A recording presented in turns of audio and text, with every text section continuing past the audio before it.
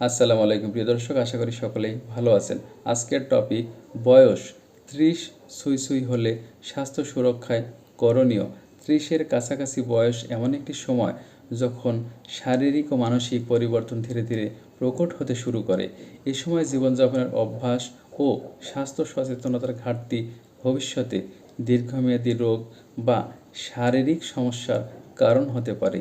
তাই 30-এর কাছাকাছি বয়সে কিছু বিশেষ সতর্কতা ও অভ্যাস গড়ে তোলা অত্যন্ত জরুরি। বয়স 30-এর কাছাকাছি হলে শরীরে কিছু পরিবর্তন আসে।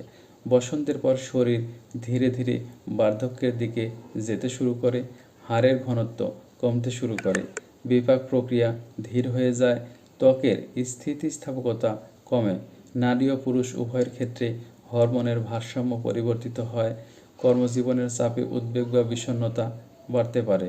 স্বাস্থ্য সুরক্ষায় করণীয়: সুষম খাদ্যাভ্যাস গড়ে তুলতে হবে।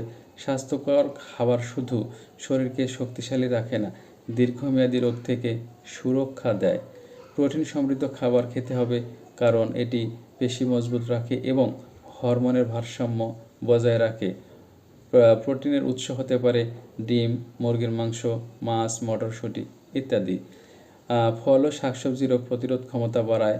উৎস হতে পারে পালং শাক, ব্রোকলি, আপেল, কমলা ইত্যাদি। আঁশযুক্ত খাবার ভালো হজম প্রক্রিয়ায় সহায়তা করে এবং রক্তে শর্করা নিয়ন্ত্রণ করতেও সাহায্য করে। উৎস হতে পারে ওটস, ব্রাউন রাইস, বাদাম ইত্যাদি।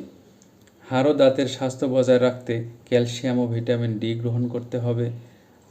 এছাড়াও শারীরিক কার্যক্রম ও ব্যায়াম করতে হবে নিয়মিত। 30-এ পা দেওয়ার পর ব্যায়াম অপরিহার্য।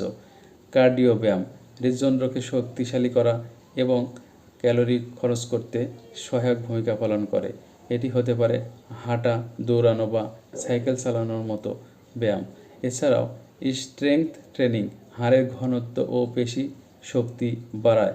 যোগব্যায়াম ও মেডিটেশন মানসিক চাপ কমায় এবং মনোযোগ উন্নত করে। পর্যাপ্ত ঘুম নিশ্চিত করতে হবে।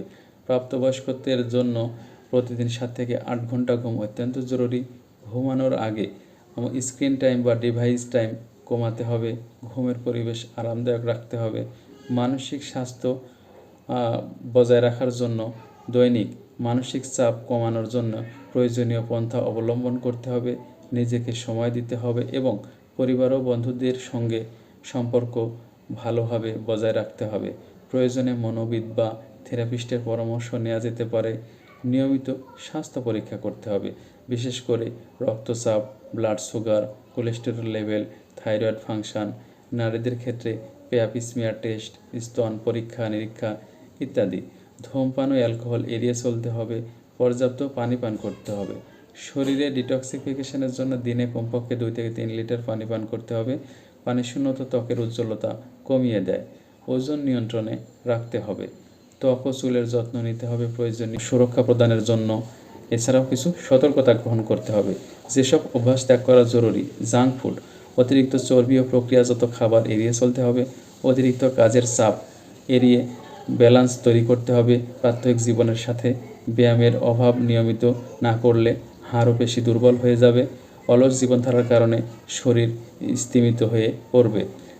বয়স 30-এর কাছাকাছি গেলে স্বাস্থ্য সচেতনতার উপকারিতা: ভবিষ্যতে হৃদরোগ, ডায়াবেটিস ও ক্যান্সারের ঝুঁকি কমবে, মানসিক স্থিতিশীলতা বৃদ্ধি পাবে, দীর্ঘমেয়াদী শারীরিক ফিটনেস বজায় থাকবে, জীবনযাত্রার মান উন্নত হবে।